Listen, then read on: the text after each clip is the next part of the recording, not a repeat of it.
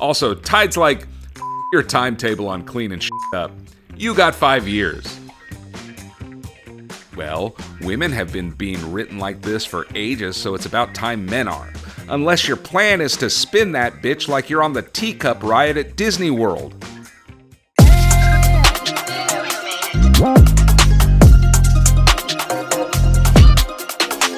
I wish I could tell you who sent me the last 3 episodes of The War Between the Land and the Sea, but alas, I'm not about to incriminate one of my subscribers. Salty ain't no snitch, because as we all know, snitches get stitches around here. It doesn't matter anyway. This person is the and anyone who has seen the series can enjoy what an American thinks of it long before us bastards in the US get to see it on Disney+. Again, if you haven't watched it yet, spoilers, I can't stop you from watching, and honestly, I don't even want to, considering the longer you watch this review, the better the video performs, but at least you've been warned. And I enjoyed the first 2 episodes. I mean, I wasn't blown away or anything, but I was entertained. So now I'm ready for things to start moving in the direction of an actual plot. So let's find out if RTD can keep the momentum going. Let's review the 3rd and 4th episodes of The War Between the Land and the Sea. Subscribe or I'll shoot your secret boyfriend.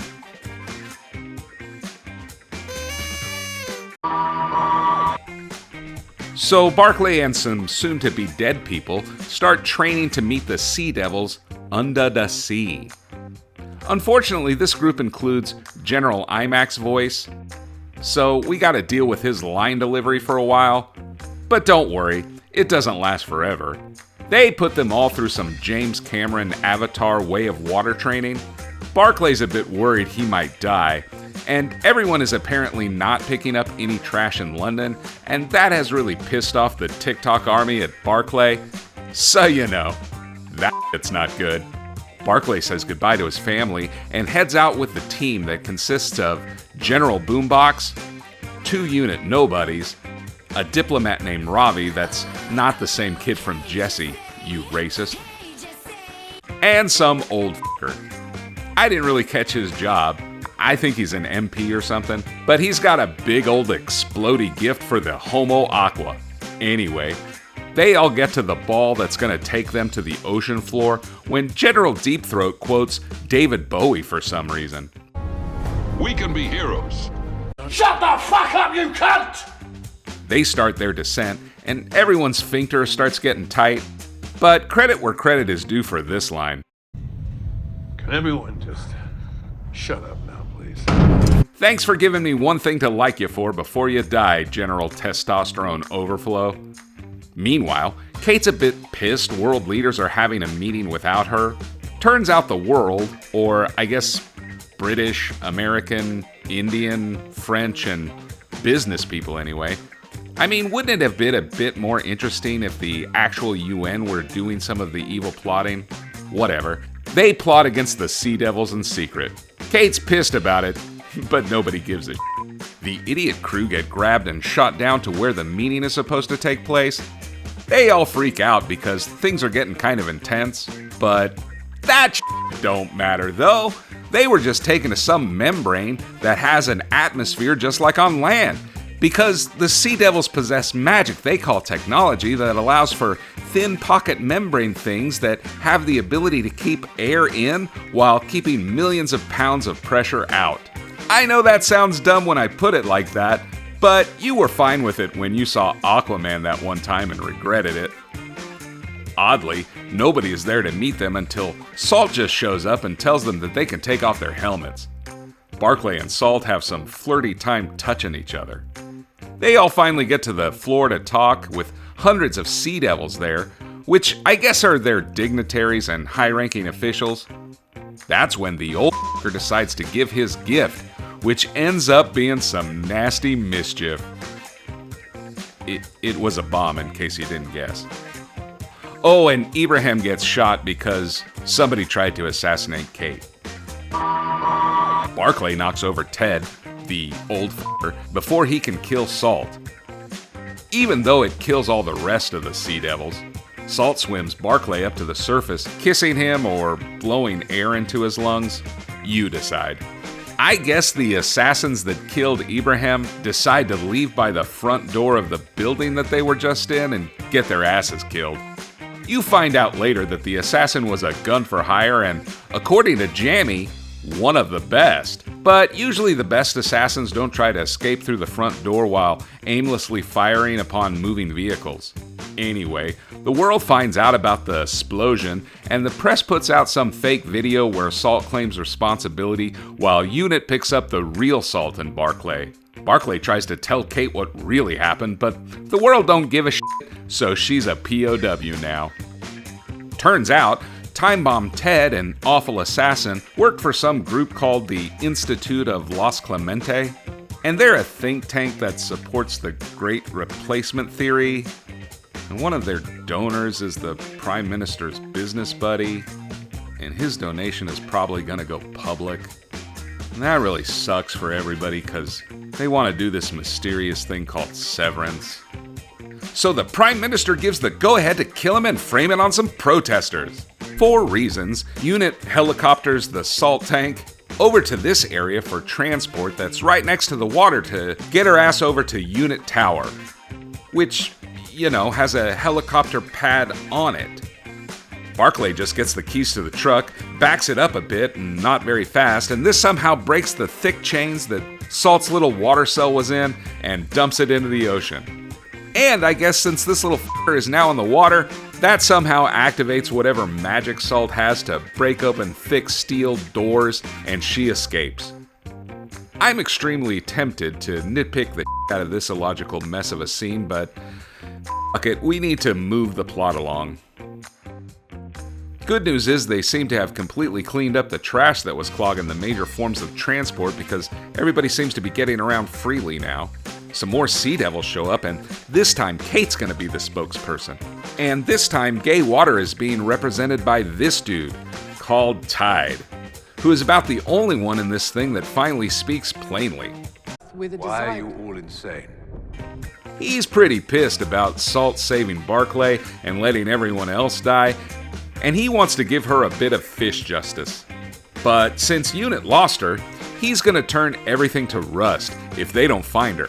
Also, Tide's like, your timetable on cleaning shit up. You got 5 years. Oh, we got owned. We got rusted. Shut your fucking mouth! No problem, John. Shut the fuck up, you cunt! Shut it! Salt and Barclay hide out, and Salt turns into a completely different person. I am liberated. Come on. They get to know each other and scream and flirt for a while, and then decide to go to Wales somehow. Dip Barclay calls his kid to talk to his ex-wife, who rats him right out. Snitches get stitches, ex-wife. Salt and Barclay get cornered on a bridge, stuck between Unit and the military. Everyone starts a dick measuring contest, and there's about to be some actual cool shit happen when Salt does some kind of fish scream and then jumps into the water. Barclay screams after her. You'll never swim alone! You'll never swim alone! You will never swim alone! Shut it! The end. Holy fuck, that wasn't very good, was it? And look, I'll admit, it definitely was a struggle to find the things that I liked. I guess I liked Tide, even though I don't know who the fuck he is or what his authority to speak on behalf of all fish kind is. I didn't even really know Salt's position either. They both identify themselves as ambassador, but they also say that fish don't have a home and they're all nomads, so who knows why they're qualified to be ambassadors. It would have been awesome to have some kind of sense of the hierarchy or governing body that the Sea Devils have. More than just they swim wherever they want, they don't have a hive mind, and fuck whatever fish kind that have like genitalia. But Tide was cool and seemed intimidating. Like, you don't want to fuck with him. You definitely think he's going to do some badass shit during the next episode. He doesn't, spoilers, but at least you thought he might. Things I didn't like. Boy, I didn't really like the sudden change in Salt. Like in the first 2 episodes, she's a pretty immovable bitch. Yeah, sure, she likes how Barclay has a conscience about how humans are polluting the world, but being her favorite human isn't exactly anything to write home about. Humans killed her babies. And yes, I can get down with her understanding of Barclay's intentions being pure, along with how he proves it by saving her life prior to the bomb going off. But even as Tide points out, she completely abandons her own people and saves only Barclay. Which, okay, maybe it was a split-second decision on her part, influenced somewhat by his both saving her life and his close proximity to her. But, there were hundreds of your kin being sploded to Kingdom Come. Yet, as soon as Barclay releases her from captivity, she acts like Ariel when she just got her legs. She's super excited to be free. And, you know, yay for you, girl, but didn't your babies just die, and didn't the humans just bomb all your dignitaries or whatever in that bubble? I mean, sure, you mentioned that all these fish just float around and f*** whoever, so your baby daddy was probably one of the big fish head guys, or Tide, or maybe yourself. I mean, you can turn into a dude when you're pissed off, and I don't know how the f*** you Sea Devil Homo Aqua weirdos work. So yeah, that life sounds kinda shitty, but we never got any early scenes with you collecting forks and whatsits with your pelican friend to really get a sense that you were wanting to be. I am liberated. I mean, it just seems kinda odd how excited, horny, and crazy you act when Barclay frees you after the humans polluted your babies to death, basically told you to f*** off even though you dumped trash on them, and then blew up your friends even after you went to all the trouble of setting up your magic membranes. I liked you better when you had cold resolve, due to the horrors that humans had inflicted on you and your people, but Barclay's purity was slowly chipping away at your cold heart. I guess it sucks that Ibrahim died and all, but as someone who has watched and reviewed every Doctor Who related episode this dude has been in, I felt about as much emotion as I would have had the Vlinks died.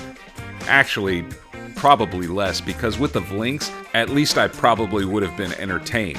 Sorry for all you Ibrahim fans out there, but the guy has no function other than to be Kate's love interest. And I know what some of you probably are thinking. Well, women have been being written like this for ages, so it's about time men are. And sure, enjoy the comeuppance, but shouldn't we be working toward no character being written this way? Jamie has had more character development than Ibrahim, and she disappeared for reasons during an entire finale arc. If all you're doing is creating a character to eventually be killed so I can feel bad for another character, you failed writing good drama. So, goodbye, Ibrahim.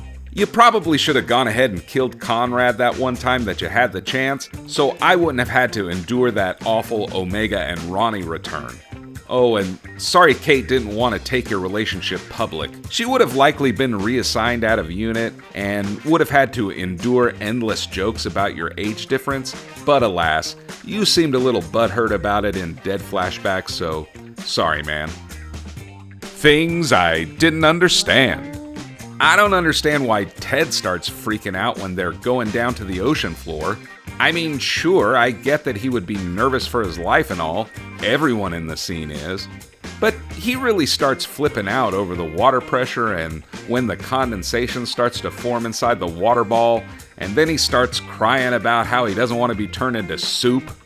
It's just a little weird considering he's got stage 4 cancer and is carrying a bomb and is expecting to blow himself up to complete his mission for the Institute or whatever. But bro, like, you're gonna die anyway, and whichever rich asshole decided to grant your old ass permission to be the suicide bomber isn't here. And you're way too white to expect 70 virgins when you die. So, like, even if the bomb goes off or the vessel implodes from the water pressure, you're gonna die anyway. Nervous time was back on the helicopter when you had the splody bomb in your lap, but instead, your dumbass was pulling it out of the box and having a jolly good laugh about how you're gonna get to go places that nobody's ever been. Dude, be a good assassin and sit there with your mouth shut and stop confusing me. I don't understand the group chosen to meet Homo Aqua. Like, why this group? Fine, I can understand Barclay. He okayed his way into this mission to save the planet. Okay. But then you got this communications person from UNIT, which, hey dum-dums, they speak English and have done so for 2 full episodes. But that's not all. You also have another UNIT nobody that has no purpose. Some cannon fodder diplomat from India who drew the short straw, terrorist Ted, and General Golden Pipes. Like nobody from the UN is sending anyone? America doesn't insist on sending some senator who wants to be president one day? China doesn't get a seat on the sub? And if we're gonna go ahead and forego realism and stay with the show's logic of UNIT being in charge of this world problem, Kate doesn't go? F***ing Jamie isn't sent down to scrunch her mouth up like Carl from Caddyshack? I mean, hindsight is 2020, but you probably should have sent Ibrahim down because he just gets shot anyway, and could have spotted Ted's dumb plan quicker than General Baritone Bobby did. And exactly what was your plan for communication once they got to the deepest part of the ocean, Kate? I know at one point you asked the General to give you a deep report on what's going on, but when the Sea Devils take the sub to the bottom, you lose communication with them. And I don't think you can blame the fast descent on your loss of communication, because if nobody has ever been down that far, being able to communicate was never a certainty. But you chose this ragtag group of dipshits with very little authority to negotiate peace for the world? And not once do I see anyone threaten Barclay with his family's life to keep his stupid mouth shut because he's the one who agreed to go down here in the first place. Who knows what he'll agree to once he's so far down in the ocean that even your comms can't reach him. And then for some reason you're surprised when the politicians start plotting how to kill the fish people?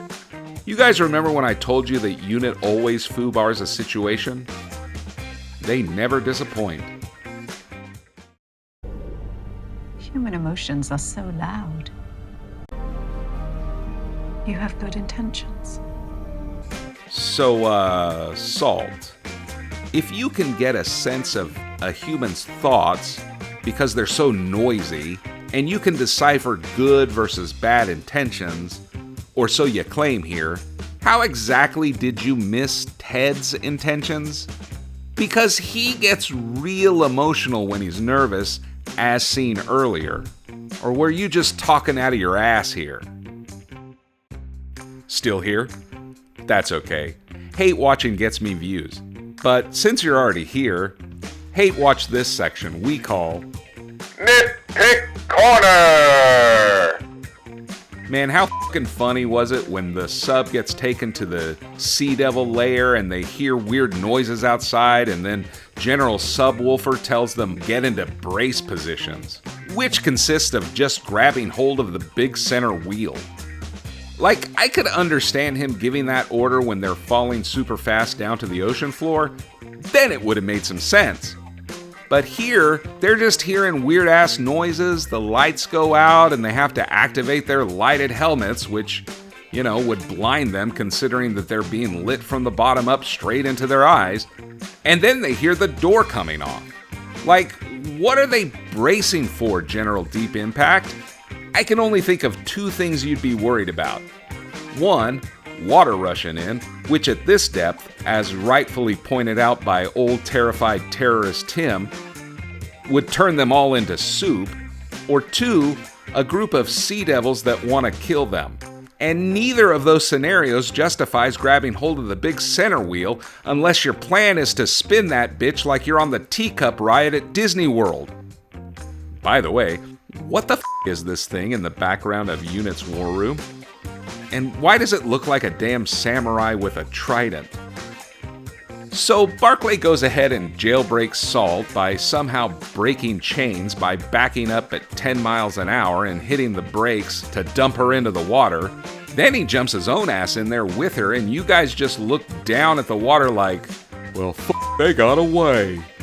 I guess you're still honoring the terms of the armistice by not going in the water? For what reasons, I'm not sure, considering nobody ever really agreed to that part of it and was so pissed about it they yelled at Salt until she turned into a dude, and everyone already thinks that she blew up the diplomats, but fuck it. Let's just let those crazy star-crossed lovers do their thing. I said in the review of the first 2 episodes that I wanted to reserve my full judgment because Russell T. Davies has a history of crashing and burning any goodwill that he may have built up during the season by the end of the season. But he didn't wait that long this time. Right from the get-go of episode 3, starts to get cheesy. We can be heroes. Dumb. I am liberated. Come on. And completely illogical. You'll never swim alone. You'll never swim alone. You will never swim alone. And don't get me started on the amount of scenes that go absolutely nowhere and serve no purpose to the plot. Like there's this whole scene where one of Barclay's work buddies show up and shoots the shit with him while they wait to transport Salt to Unit Tower that goes on way too long and just pads time. They do this a lot in the finale, so get ready for that next time. I give episodes 3 and 4 of The War Between the Land and the Sea a 3. There were a few moments where I was kinda interested in what was happening, but then RTD and Peter McTingleberry smear cheese and nonsense all over it, and the damn thing becomes pretty laborious to sit through. I bet you can't wait for the finale now. And as always, I watched the show where they made a human out of pig parts, bones and meat, and they put it in a diving suit and they tested it for deep sea pressure, and it turned to salty ham in a split second.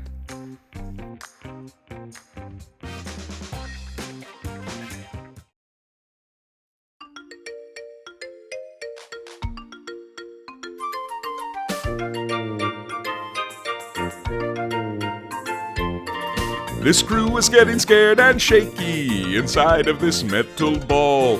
They think that they'll save the planet, but this sub is on recall. They drop them and start to panic, while Ted's yelling, "We are soup!" Salt says, "Helmets off, start breathing," and boom, they did it all one swoop. Under the deep, under the deep.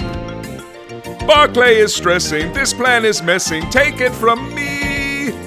General Boombox, shut your mouth. I'm not sure why old Ted freaks out while we be floating, full-time exploding under the deep.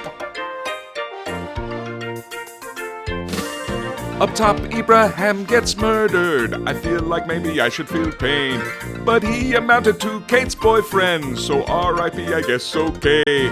Salt changes from ice-cold diplomat to Ariel mainlining speed. Barclay's ex-wife then goes snitching. Salt throws a tantrum, then she's free. Under the deep, under the deep.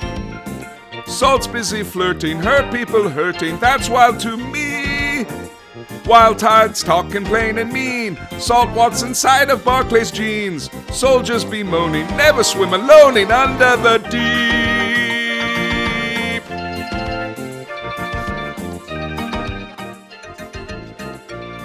You still here?